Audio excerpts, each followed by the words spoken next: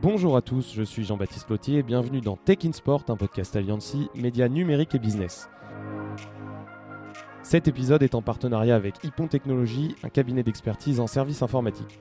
Performance sportive, cybersécurité des événements, data, intelligence artificielle. Dans ce podcast, nous allons décrypter tous les impacts du numérique sur le monde du sport avec en ligne de mire les JO de Paris 2024. Alors aujourd'hui, on va évoquer l'importance qu'a pris la data dans le cyclisme professionnel et pour ça, on est avec Jean-Baptiste Quiclet, directeur de la performance au sein de l'équipe AG2R Citroën. Bonjour Jean-Baptiste. Bonjour Jean-Baptiste. Et donc pour évoquer l'importance qu'a pris la data, on est venu au sein de l'équipe AG2R Citroën en Savoie. Donc ici, on est dans le fief de votre équipe. Donc nous sommes à Chambéry, à la Motte-Servolex en Savoie, dans le berceau où est née cette équipe il y a 32 ans par l'initiative de Vincent Lavenu. Et vous êtes ici au centre de performance fraîchement rénové qui nous permet de travailler dans de bonnes conditions du point de vue logistique mais aussi au niveau de l'accompagnement de la performance de nos athlètes. Et je crois que pour la petite anecdote, vous êtes la seule équipe à être implantée dans les Alpes, ce qui est plutôt important pour une équipe cycliste. On est clairement made in Alps et on est fiers d'être l'équipe montagnarde du peloton World Tour. Oui, parce qu'AG2R quand même, faut le dire, c'est une équipe World Tour, c'est une équipe qui compte des podiums sur le Tour de France il y a quelques années avec Romain Bardet. Je crois 8e place l'année dernière avec Félix Gall. 8e place avec Félix Gall, 4e place avec Ben O'Connor en 2021. Et effectivement, on a eu 4 podiums du Tour de France par le passé. Il tourne autour de la victoire, le champion belge, le maillot vert de l'édition 2022. Il avait déjà gagné les sprints massifs sur le Tour de France. Donc c'est vraiment une équipe de premier plan du cyclisme professionnel. Alors, on va parler donc de la data. Dans votre métier, on utilise donc des capteurs et là on va parler vraiment des capteurs de puissance qui sont vraiment des capteurs qui sont arrivés en masse dans le monde du cyclisme professionnel. Alors comment on les utilise ces capteurs ? Le cyclisme a une particularité d'être fortement monitoré. Nous avons toujours eu une culture des indicateurs, des capteurs, des enregistrements comme par exemple les compteurs ou les compteurs GPS. Et depuis quelques dizaines d'années, nous avons des capteurs de puissance qui nous permettent d'enregistrer l'énergie déployée par nos athlètes pendant leur pratique. Aujourd'hui, c'est un outil essentiel à l'accompagnement de nos coureurs vers la haute performance. Voilà, donc ça donne des infos sur le moment. Pendant les entraînements, ils ont ce petit capteur, ça leur donne directement la puissance qu'ils développent.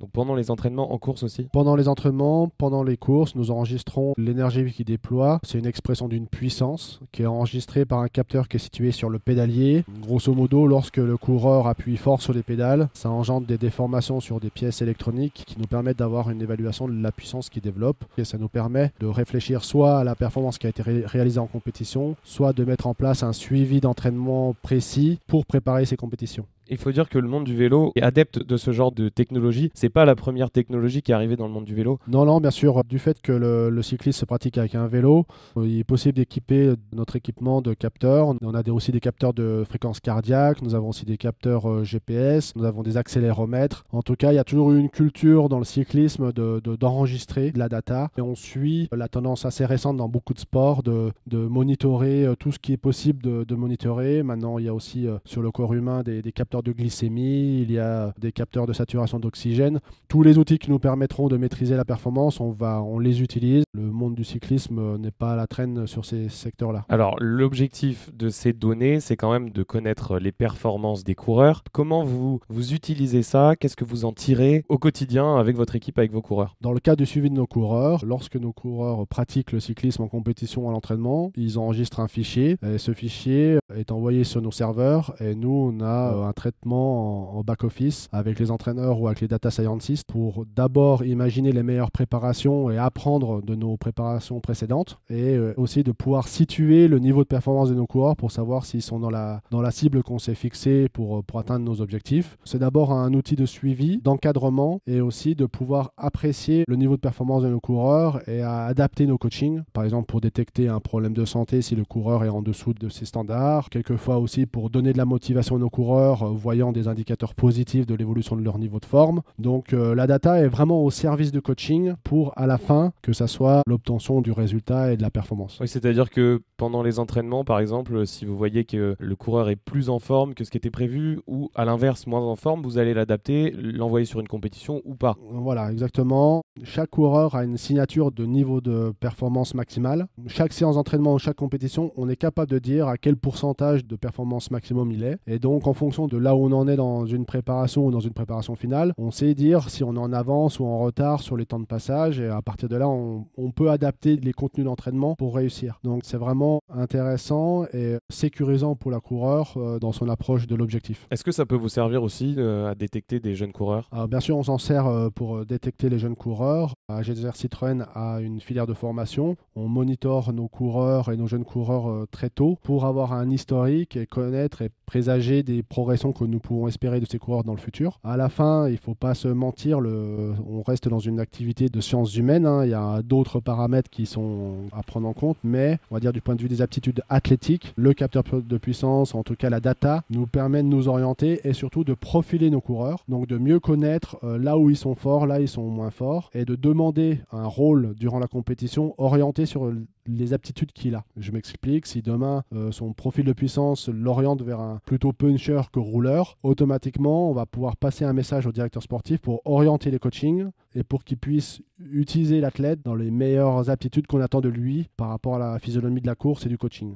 Et donc une fois que toutes ces données sont récoltées, il y a donc un traitement qui est fait sur la base d'un traitement statistique, c'est ça, pas encore de l'intelligence artificielle? On a succédé plusieurs ères dans le traitement des données, d'abord statistique, après on arrive dans l'ère plutôt du modèle prédictif avec X historique. On peut commencer à apercevoir lorsqu'on est dans la bonne cible ou lorsqu'on n'est pas dans la bonne cible dans la préparation de nos coureurs. Donc on essaye de simuler ce qu'on va prévoir en termes de charge de travail auprès de nos coureurs et je dirais l'utilisation de la data nous permet de savoir si la trajectoire est plutôt positive ou négative. Bien sûr, tout est bien théorique, bien sûr des facteurs environnementaux, bien sûr il y a des facteurs psychologiques chez l'athlète, mais en tout cas du point de vue physique, on maîtrise de mieux en mieux et là on commence à sentir, à toucher du bout du doigt une nouvelle ère, l'ère de l'intelligence artificielle, en tout cas une puissance d'analyse encore supplémentaire pour par exemple ne pas les mettre en surcharge de fatigue et les rendre moins performants, par exemple pour percevoir un potentiel qui n'était pas perçu par le passé par d'autres mécanismes. On sent bien que cette ère-là arrive de plus en plus vite. Il y a déjà quelques outils qui existent mais qui demandent à être encore validés. C'est-à-dire que pour l'instant, est-ce que vous arrivez déjà à prévoir par exemple un pic de forme avec des modèles, vous dites tiens,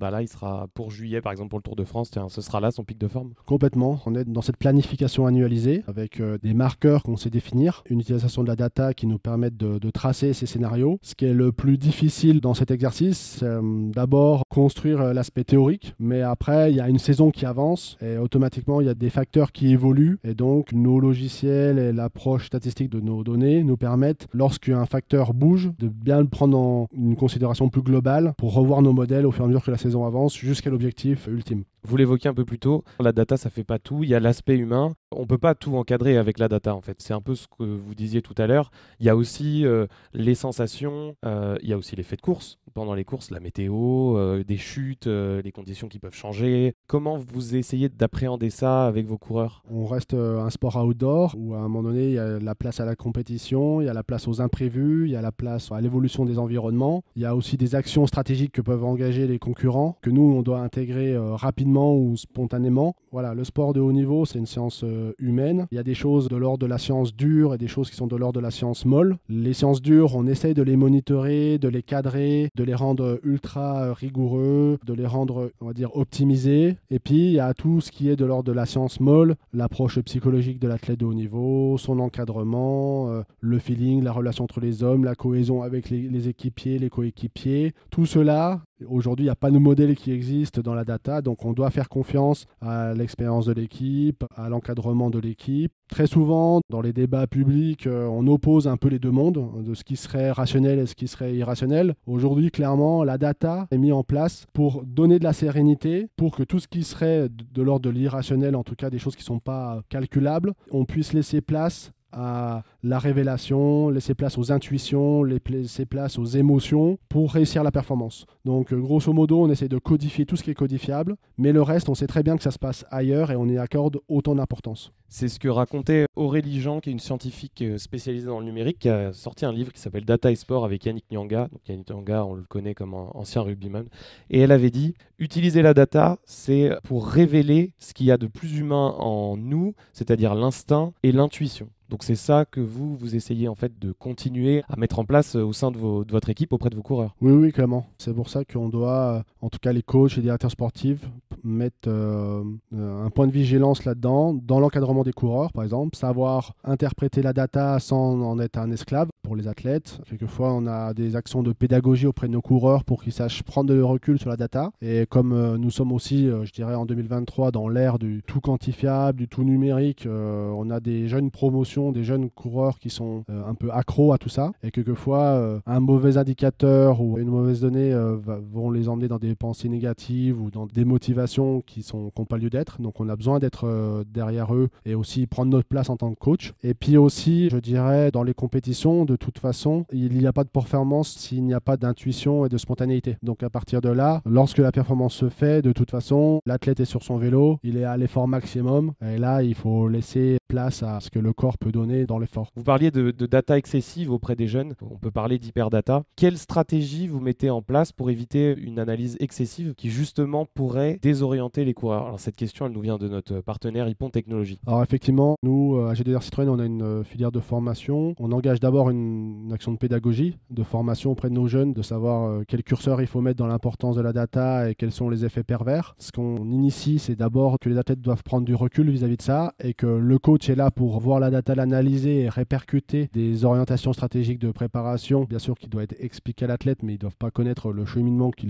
nous a mené à ces choix-là. Par exemple, par le passé, j'ai pris quelques initiatives, par exemple de cacher le compteur de mes athlètes lors de compétitions ou de réduire la visibilité du dashboard de nos coureurs pour pas qu'ils accordent trop de temps à ça et qu'ils soient concentrés sur eux, leur hygiène de vie, sur leur vie de jeune athlète. Donc, et sur leurs sensations, voilà, de décorréler data et sensations, ça c'est très très important. Pour qu'ils puissent se connaître vraiment. Pour qu'ils puissent se connaître et pouvoir aussi ne pas être dépendants de la data. Ça m'était déjà arrivé aussi que des athlètes, leur capteur de puissance était en panne ou en panne de batterie et ils pouvaient être déstabilisés à cause de ça. Parce que les sites internet créent des rankings de niveau de performance de nos coureurs. Les plateformes d'entraînement communautaires valorisent les performances athlétiques à travers la data. Nous, bien sûr, on engage des réflexions de détection ou de resignature de contrat. Donc, les athlètes ont une inquiétude de voir leurs statistiques baisser dans le cadre de leur contrat sportif. De toute façon, tout se passe à partir de là dans le management et dans les discours qui sont menés auprès des coureurs par rapport à tout ça. La data est même observée. On l'a vu pendant le dernier Tour de France. En fait, on peut calculer avec une formule le temps d'une ascension avec le pourcentage de cette ascension. On peut calculer le nombre de watts moyen sur cette ascension. Et on a beaucoup parlé des performances de Jonas Vingegaard et Tadej Pogačar l'année dernière qui ont eu des niveaux de puissance très très élevés. C'est vrai que tout le monde observe ce genre de critères. Oui, c'est clair qu'aujourd'hui tout le monde est curieux. Je dirais un peu à l'image de la F1 où les réglages, les coachings en course, les choix stratégiques des ingénieurs, ça intéresse et on reste un sport extrêmement télévisuel. Donc bien sûr les gens sont passionnés et veulent suivre ça. Par rapport à l'évaluation de niveau de performance des coureurs sur le Tour de France, ça reste un calcul indirect. Donc il y a des éléments qu'on ne maîtrise pas, comme par exemple le rendement des équipements sportifs ou la qualité des routes ou les conditions atmosphériques. Donc quelquefois il y a quand même des larges biais dans les estimations qui sont faites par les observateurs extérieurs. La seule évaluation que nous pouvons faire, c'est la donnée que nos athlètes nous donnent. C'est là où on arrive à situer le niveau de la course et leur niveau à eux. Et même à l'intérieur de ça, il y a des athlètes qui ont aussi leur propre rendement interne. Donc tu peux développer une puissance élevée si dans la transmission biomécanique de ton effort, tu n'es pas efficace. Tu peux aller moins vite que d'autres athlètes qui produiseraient moins de puissance. Voilà. Donc en tout cas, il faut être extrêmement prudent dans l'usage de la donnée du point de vue public, dans l'évaluation du niveau de performance d'un ou des coureurs. Merci Jean-Baptiste de nous avoir accueillis. Merci beaucoup. J'étais très heureux de pouvoir échanger sur ces sujets qui m'intéressent grandement. Et qui vont intéresser nos auditeurs. Merci à vous de nous avoir écoutés. C'était Jean-Baptiste Lautier dans Tech in Sport, un podcast Alliancy, médias numériques et business et en partenariat avec Hippon Technologies. N'hésitez pas à partager ce podcast et à vous abonner sur toutes les plateformes et on se retrouve très vite avec un nouvel invité pour décrypter la montée en puissance de la tech dans le monde du sport.